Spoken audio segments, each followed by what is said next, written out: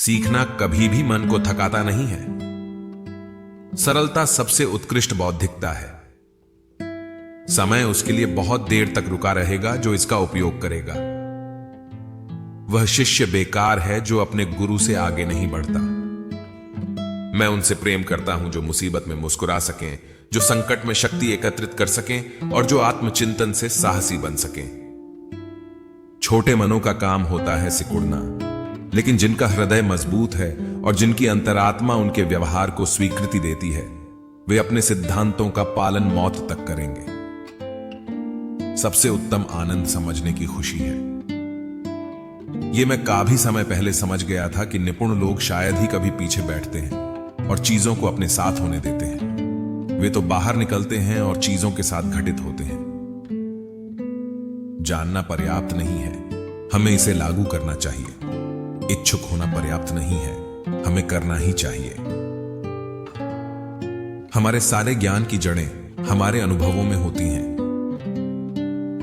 हालांकि प्रकृति कारण से शुरू होकर अनुभव पर समाप्त होती है, फिर भी हमारे लिए इसके विपरीत करना आवश्यक है, अर्थात अनुभव से शुरू करना और इससे कारण की जांच के लिए आगे बढ़ना। हमारी 3 इंद्रियां दृष्टि, श्रवण और गंध को रोका नहीं जा सकता। स्पर्श और स्वाद को तो बिल्कुल नहीं। जिस प्रकार बिना भूख के खाया गया भोजन एक थका देने वाला पोषण है, उसी प्रकार बिना उत्साह के किया गया अध्ययन स्मृति को नुकसान पहुंचाता है। अच्छी तरह से बिताया गया छोटा जीवन भी लंबा होता है। अतीत और पृथ्वी के स्थानों का ज्ञान मनुष्य के मस्तिष्क का आभूषण और भोजन है। जैसे एक अच्छा बिताया हुआ दिन सुखद नींद लाता है, वैसे ही एक अच्छा बिताया हुआ जीवन सुखद मृत्यु लाता है।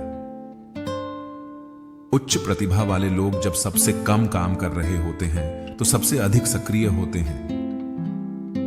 जबकि मैंने सोचा था कि मैं जीना सीख रहा हूं, मैं मरना सीख रहा था। कला कभी खत्म नहीं होती, उसे बस त्याग दिया जाता है। 3 तरह के लोग होते हैं, वो जो देखते हैं, वो जो दिखाने पर देखते हैं, वो जो नहीं देखते हैं। शादी सांपों से भरे बैग में इस आशा के साथ हाथ डालना है कि मछली निकले। आंखें क्यों किसी चीज को हमारी कल्पना करने की तुलना में सपनों में ज्यादा स्पष्टता से देखती है। अनुपयोग से लोहा जंग खा जाता है, स्थिरता से पानी अपनी शुद्धता खो देता है। इसी तरह निष्क्रियता मस्तिष्क की ताकत सोख लेती है। जल प्रकृति की असली ताकत है। वो जो सिद्धांत जाने बिना अभ्यास से प्रेम करता है, उस नाविक के समान है जो जहाज पर बिना पतवार और कंपास के चढ़ जाता है और कभी नहीं जानता कि वो किधर जा सकता है। मैंने भगवान और मानवता को नाराज किया है क्योंकि मेरे काम में वो गुणवत्ता नहीं आ पाई जो आनी चाहिए थी। वो जो एक दिन में अमीर बनना चाहता है, उसे 1 साल में फांसी पर लटका दिया जाएगा। अंत की तुलना में शुरुआत में विरोध करना आसान होता है।